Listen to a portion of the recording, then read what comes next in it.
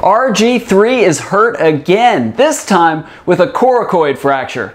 Welcome to That's Gotta Hurt. I'm Dr. David Geier.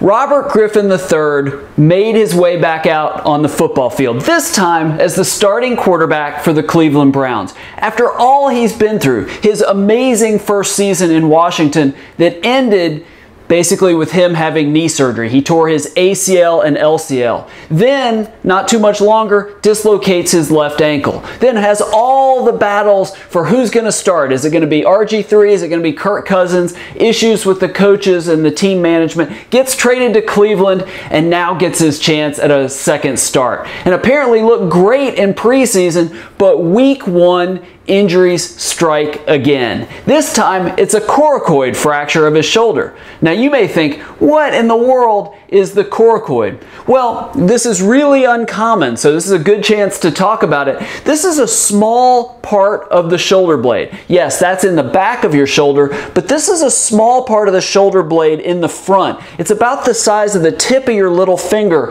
and it's basically deep in under the front of your deltoid right there. If you can sometimes feel it.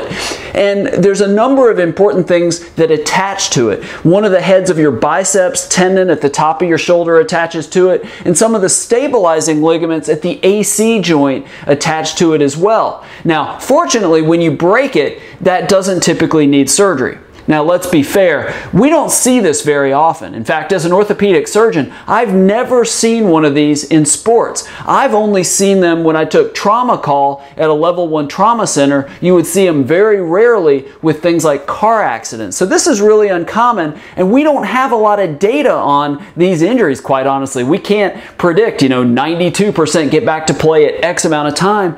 These just don't happen enough. In fact, when he got hurt, the reports initially said he had a shoulder sprain. And I, for one, like I think a lot of people did, thought he injured his AC joint. That's a small joint at the top of the shoulder that sometimes you basically get hurt either getting hit directly on your shoulder or you get tackled and your shoulder's driven into the ground. But today, more tests basically revealed this coracoid fracture. I expect that they probably saw it on his MRI. Maybe they saw it on x-rays. Now, that probably lines up pretty well, which is why I think that they feel like he doesn't need surgery. That also suggests that they didn't find anything else. No tear of the labrum, the cartilage bumper around the socket.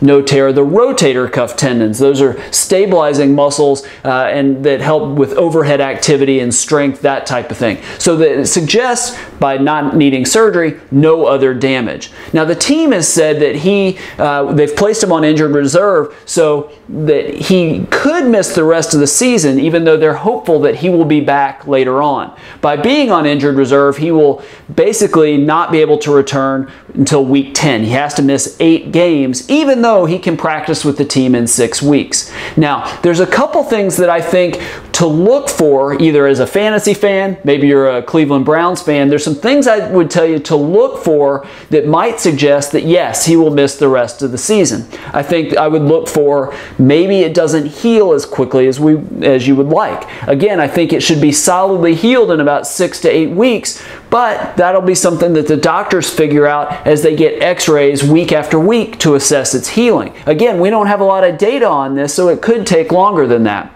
Something else would be that he just can't do what he needs to be able to do as he progresses back through that rehab process. It's his non-throwing shoulder. He's not needing that arm to throw, so it shouldn't affect him that much. But maybe he's, they worry that he's going to get driven into the ground or hit right there, potentially causing it to hurt worse. I don't think that's a big concern, but always possible. A third thing would be, again, if they find out he has any other damage in the shoulder. Again, you would assume that they don't based on the fact that they're saying he doesn't need surgery, but it's something else to watch out for. The last reason would be just for financial reasons for the team. If he's at 70%, 75%, maybe they're better off just putting him on injured reserve. Better for the team, maybe better financially. That's more of a team decision. I do know that Griffin has a tremendous incentive to get back on the field. According to a report in USA Today, I think he misses $750,000 in game bonuses potentially, and up to $3.5 million in performance bonuses,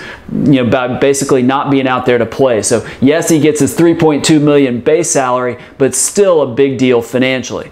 The good news is, for Browns fans and just, you know, fantasy fans, everybody in general, is this shouldn't have any effect on him long term. It shouldn't cause any shoulder arthritis, shouldn't cause his shoulder to be weak. Again, non-dominant shoulder, so he shouldn't have any trouble throwing the ball.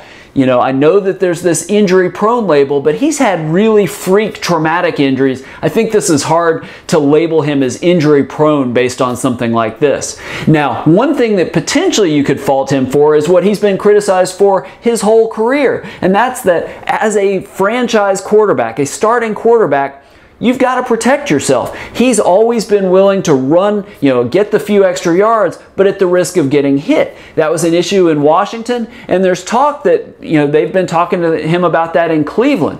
What's ironic here is it does look like he was trying to get out of bounds. Late in the fourth quarter, he's trying to get out of bounds. Eagles cornerback Jalen Mills tries to hit the tight end, sort of bounces off of him, hits Griffin as he's going to the sidelines. So, you know, this may have just been one of those things that just happens. He was trying to protect himself and still got hurt. Very, very unfortunate.